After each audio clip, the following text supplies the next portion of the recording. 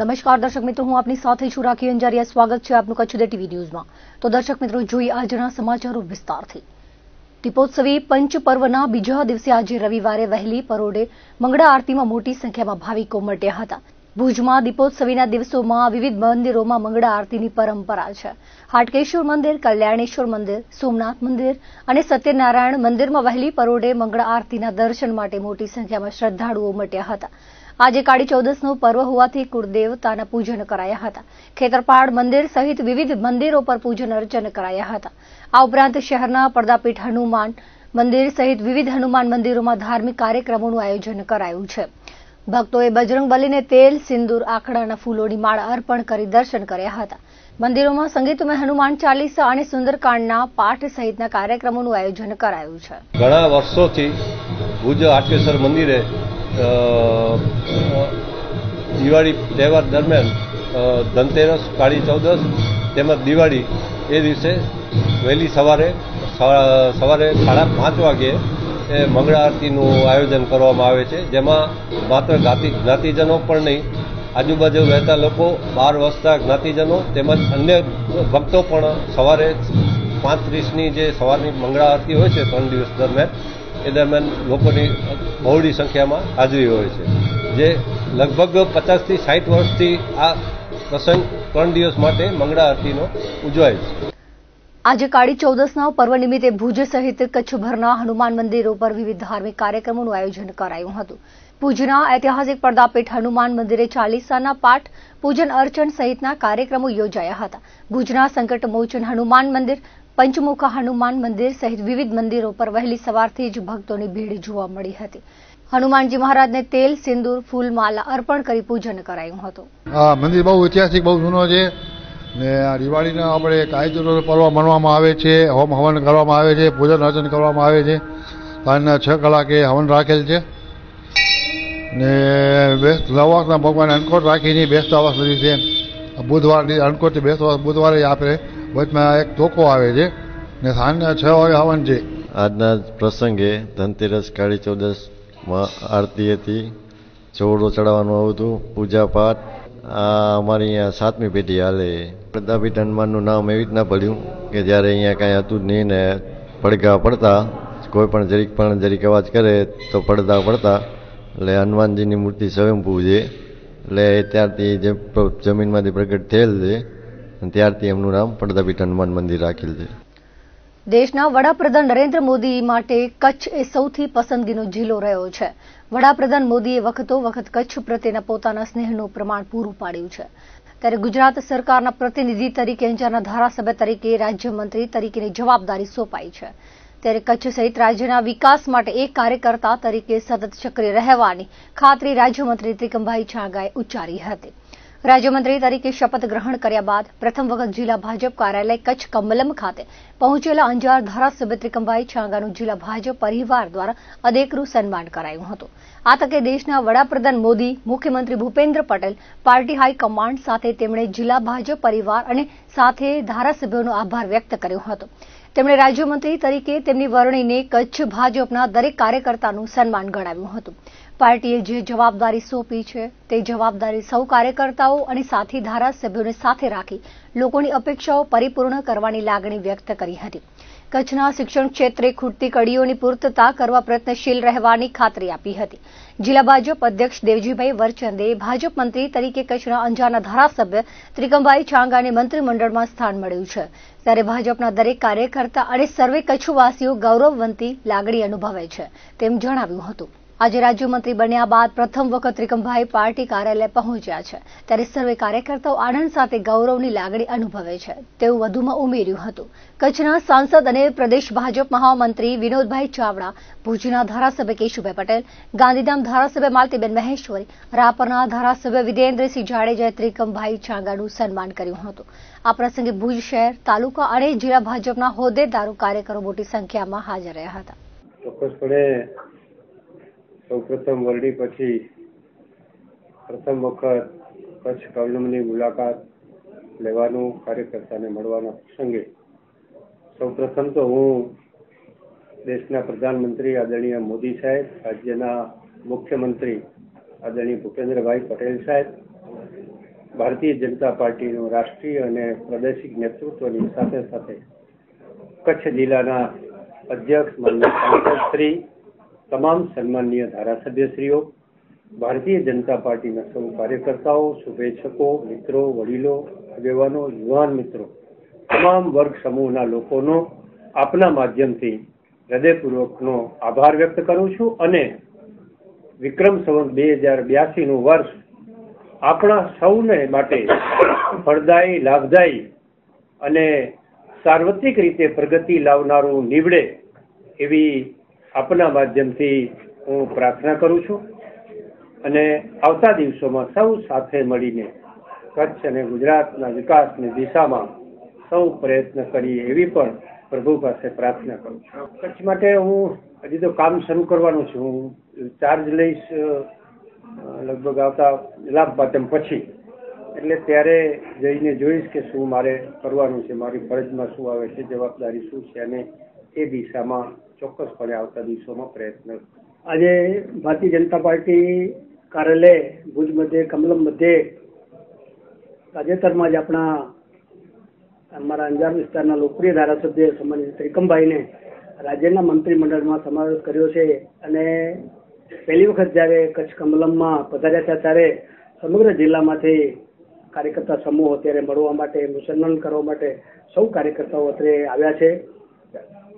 આવતા સમયમાં જે પ્રકારે કચ્છ માટે સરસ મજાનું રાજ્ય સરકારે નિર્ણય કર્યો, કચ્છના એક મંત્રી, કચ્છી મંત્રી તરીકે જ્યારે ત્રિકમભાઈની નિમણૂક કરી છે, ત્યારે સહજ આપણે બધાને આખા જિલ્લા, સમગ્ર જિલ્લામાં આનંદ છે અને આવતું વર્ષ આપ સૌ આપના માધ્યમથી હું જાણવા માંગુ છું કે આપના માધ્યમથી આખા જિલ્લામાં એ નવા વર્ષની નૂતન શુભેચ્છાઓ પાઠવું છું.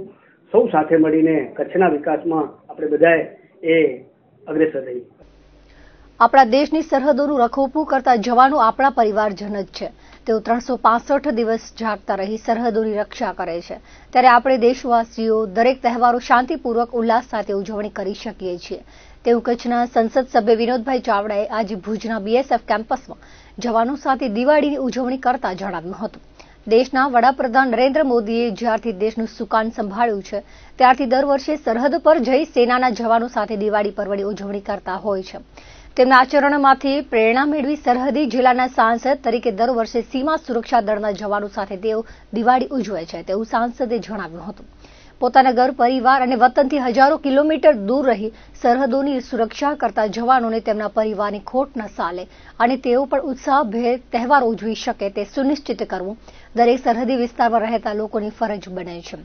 કચ્છની સીમાઓ પર ફરજ બજાવતા દરેક જવાન સુધી મીઠાઈ પહોંચે તે માટે 1000 કિલોથી વધુ મીઠાઈ કચ્છના સાંસદ દ્વારા પહોંચતી કરવામાં આવી હતી. BSFના DIG YS રાઠોડે જણાવ્યું હતું કે કચ્છના સંસદ સભ્ય વિનોદભાઈ તથા અન્ય ચૂંટાયેલા જનપ્રતિનિધિઓ અને કચ્છવાસીઓનો ભરપૂર સ્નેહ સીમા સુરક્ષા દળના જવાનોને મળી રહ્યો છે. ખાસ કરીને તહેવારોના દિવસોમાં જવાનોને પરિવાર સાથે હોવાની અનુભૂતિ કરાવવામાં આવે છે, જેથી દેશમાં એક સારો સંદેશ જાય છે. સીમાવર્તી વિસ્તારમાં રહેતા લોકો અને જવાનો વચ્ચેનું સંકલન આવી ઉજવણીઓ થકી વધુ સુદૃઢ બને છે. આ પ્રસંગે BSFના કમાન્ડન્ટ સુરેન્દ્રસિંહ, અજયપાલ, રાકેશસિંહ, સુરેન્દ્રકુમાર, હરમિતસિંહ, હસીબઉર રહેમાને ઉપસ્થિત મહાનુભાવોને આવકાર આપ્યો હતો. સેનાના અધિકારીઓ અને જવાનોએ કચ્છવાસીઓને દિવાળી અને નવ વર્ષની શુભેચ્છા પાઠવી હતી. આ વેળાએ જિલ્લા ભાજપ પ્રમુખ, અંગદાનના પ્રણેતા, ભુજના નગર અધ્યક્ષા વગેરે હાજર રહ્યા હતા. દર વર્ષની જેમ આ વર્ષે પણ દીપાવલીની ઉજવણી અમે આજે BSFના જવાનો સાથે કરી છે. દેશના યશસ્વી વડાપ્રધાન શ્રી નરેન્દ્ર મોદી સાહેબ, જેમણે સતત પ્રધાનમંત્રી બન્યા પછી દર વર્ષે દિવાળીની ઉજવણી બોર્ડર ઉપર જઈ કરીને જવાનોની સાથે એમણે ઉજવણી કરી છે અને એમના જીવનમાંથી પ્રેરણા લઈ કરીને એક સરહદના સાંસદ તરીકે હું પણ BSFના જવાનો સાથે દર વર્ષે ઉજવણી કરું છું અને અમે 1000થી વધારે કિલો મીઠાઈ બોર્ડરના દરેક જવાન BOP સુધી પહોંચે એ અમે એક પ્રયત્ન કરતા હોઈએ છીએ. આજે BSFના IG શ્રી રાઠોડ સાહેબ, અમારા જિલ્લા પંચાયતના પ્રમુખ જનકસિંહ જાડેજા, અમારા પાર્ટીના પ્રમુખ દેવજીભાઈ, આદરણીય શ્રી દિલીપભાઈ દેશમુખ, સૌ લોકોની ઉપસ્થિતિમાં આજે ભુજ મધ્યે BSF કેમ્પસમાં આ કાર્યક્રમ અહીં યોજવામાં આવ્યો હતો.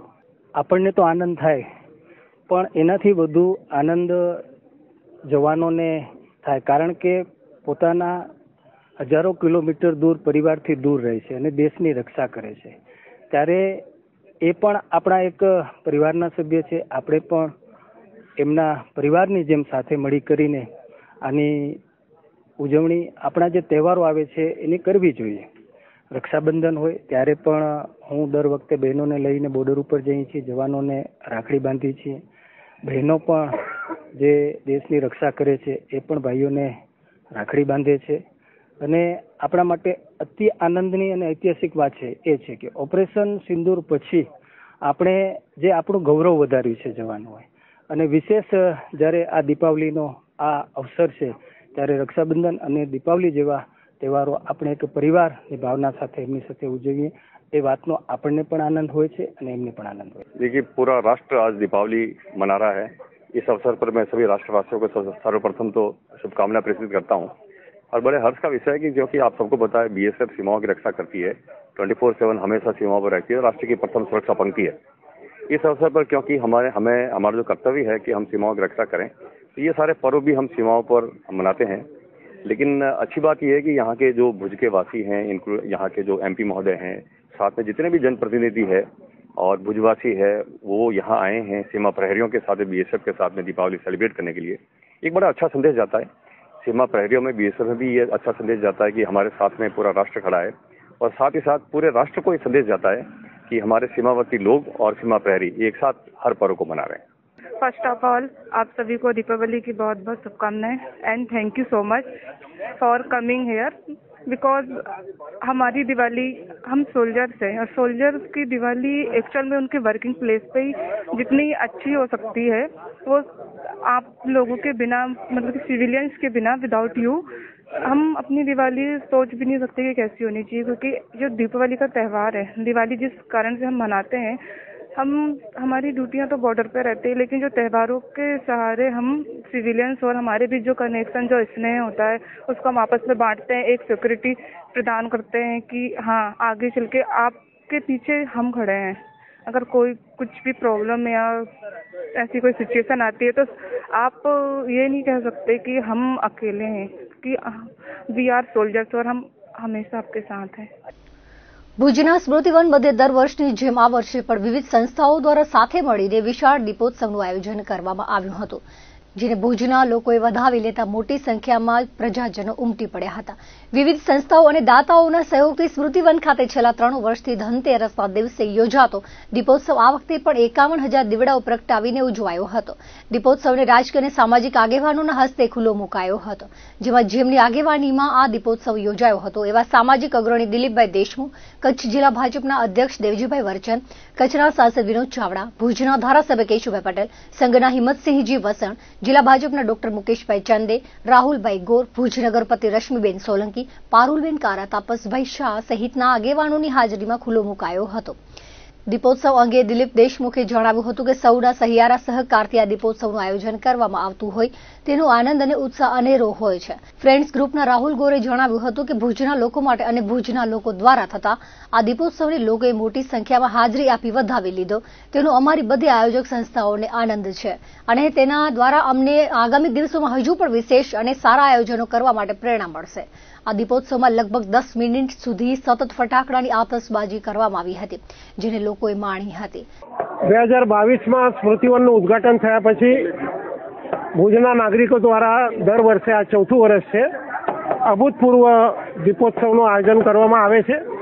આ વખતે વિવિધ 51 વ્યક્તિ અને સંસ્થાઓના માધ્યમથી આ સુંદર દીપોત્સવ થયો છે. આ વર્ષે લગભગ 51,000થી વધારે દીવડા લગાવવામાં આવ્યા છે અને મોદી સાહેબનો પણ આભાર વ્યક્ત કરીએ છીએ. દર વખતના દીપોત્સવની કોઈને કોઈ થીમ હોય છે.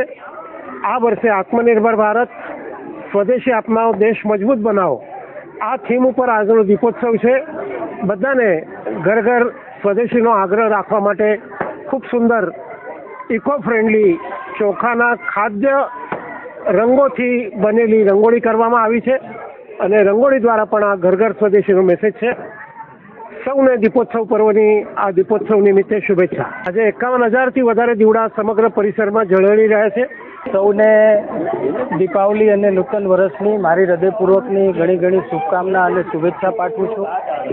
દર વર્ષની જેમ આ વર્ષે પણ ભુજ મધ્યે સ્મૃતિવનની અંદર આદરણીય શ્રી દિલીપભાઈ દેશમુખના માર્ગદર્શનમાં અલગ અલગ સંસ્થાઓના માધ્યમથી આજે અહીંયા 51,000 આજે દીવાઓને અહીંયા પ્રગટાવવામાં આવ્યા હતા. સાથે સાથે અંજાર મધ્યે પણ જે ઐતિહાસિક વીર બાળભૂમિ જે સ્મારક આવેલું છે ત્યાં પણ દીપોત્સવ યોજવામાં આવે છે. માંડવીની અંદર પણ શામજી કૃષ્ણ વર્મા જે સ્મારક આવેલું છે ત્યાં પણ દીપોત્સવની ઉજવણી કરવામાં આવે છે. આપણા દેશના વડાપ્રધાન શ્રી નરેન્દ્ર મોદી સાહેબ જેમણે ભુજને કચ્છને એક સ્મૃતિ બનની એક ઐતિહાસિક જે ભેટ આપી છે અને સૌ સાથે મળી કરીને આપણે આવા તહેવારો અને ઉત્સવોને આપણે ઉજવીએ અને જેના ભાગરૂપે આજે ધનતેરસના આ પવિત્ર દિવસે અહીંયા ભુજ મધ્યે દીપોત્સવનું અને રાસ ગરબાનું પણ આયોજન કરવામાં આવ્યું છે. ધનતેરસની સમી સાંજે અહીં દીપોત્સવનો ખૂબ જ ભવ્ય અને અલૌકિક આયોજન કરવામાં આવ્યું છે. આપ જોઈ શકો છો મારી પાછળ જે રંગોળી કરવામાં આવી છે, સ્વદેશી અપનાવો આપણું ગામડું સ્વદેશી, એ થીમ ઉપર કરવામાં આવી છે, જે સંપૂર્ણ અનાજથી બનાવવામાં આવી છે. અને એનામાં જે આપ કલર જોઈ શકો છો એ કલર પણ વેજીટેબલ વાપરવામાં આવ્યા છે, જેના કારણે આવતીકાલે આ સમગ્ર ચણ આપણે પક્ષીઓને નાખશો ને પક્ષી ખાઈ શકશે. આ પ્રકારનું આયોજન અમારા ટીનાબેન અને એમના ગ્રુપે આ રંગોળીનો કર્યો છે. અહીં 51,000થી વધુ દીપોનો પ્રજ્વલિત કરી અને કચ્છની સૌ જનતા ઉમટી પડી છે અહીંયા આનંદ લેવા માટે, ધનતેરસ ઉજવવા માટે. यहाँ स्मृतिवन भुजियो डूंगर के ऊपर दीप महोत्सव के दिन बहुत अच्छा दीप महोत्सव का आयोजन किया गया है. पिछले 3 वर्षों से लगातार यहाँ पे होता आ रहा है. 51,000 दीपों से यह स्मृतिवन भुजियो डूंगर को सजाया गया है. दिलीप दादा और अपने एमपी विनोद भाई, केशु भाई